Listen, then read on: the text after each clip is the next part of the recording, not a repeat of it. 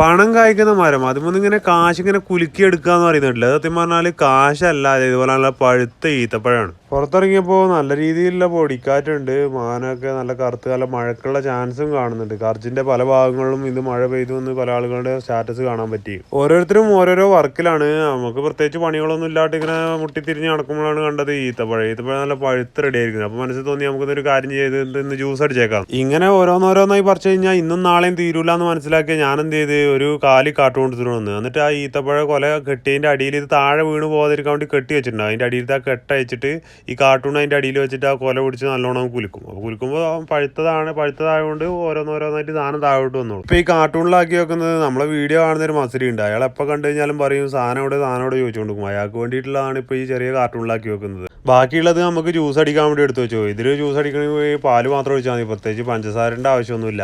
അപ്പോൾ ഇത്രയും പറഞ്ഞുകൊണ്ട് ഇന്നത്തെ വീഡിയോയുടെ അവസാനിപ്പിക്കുന്നു. ആദ്യമായിട്ട് നമ്മളെ വീഡിയോ കാണുന്ന സുഹൃത്തുക്കൾ ഫോളോ ചെയ്യാൻ മറക്കല്ലേ.